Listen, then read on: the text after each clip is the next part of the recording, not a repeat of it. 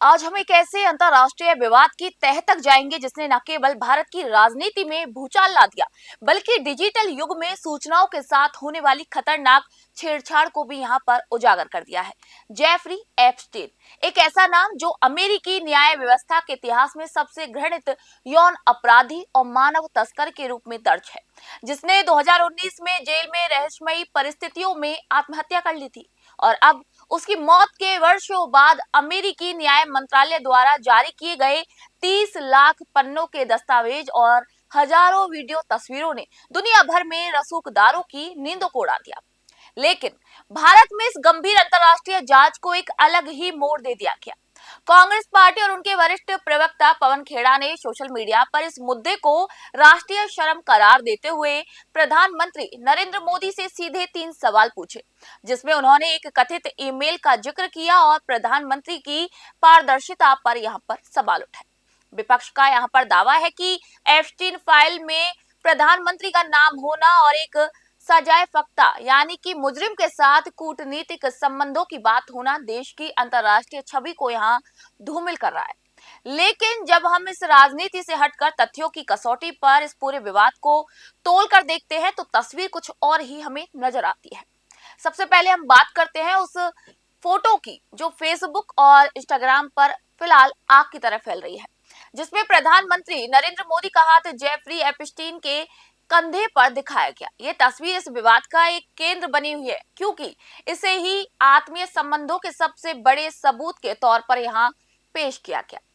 हमारी इस विशेष फैक्ट के चेक रिपोर्ट में हमने इस फोटो को पिक्सल दर पिक्सल जांच की और पाया कि ये पूरी तरीके से फर्जी और डिजिटल फ्रॉड का नमूना है। दरअसल इंटरनेट पर मौजूद प्रधानमंत्री मोदी की पुरानी पोर्ट्रेट फोटो जो विकिपीडिया और अमेजन जैसी वेबसाइट पर लकड़ी के फ्रेम के साथ बिक रही है, उसे एप्स्टीन की एक फाइल फोटो के साथ काटकर बड़ी ही सफाई से यहाँ जोड़ा गया।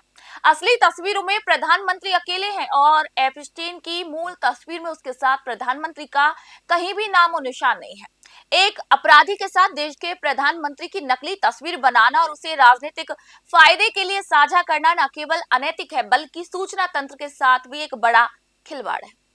अब आते हैं मेन मुद्दे पर, उस ईमेल पर जिसे विपक्ष ने ब्रह्म वाक्य मान लिया है। भारत के विदेश मंत्रालय के प्रवक्ता रणधीर जायसवाल ने इस पर सरकार का रुख पूरी तरीके से साफ किया।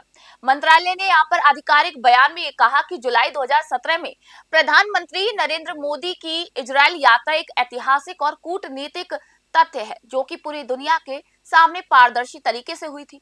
लेकिन उस यात्रा के संबंध में एप्स्टीन फाइल के ईमेल में किए गए बाकी जितने भी दावे हैं, जैसे कि अमेरिकी राष्ट्रपति के फायदे के लिए कुछ होने की बात या काम हो गया है जैसे रहस्यमय शब्द, यानी कि ये महज एक अपराधी की घटिया मनगढ़ंत बातें और बकवास से ज्यादा कुछ यहाँ पर नहीं दिखाई दे रही।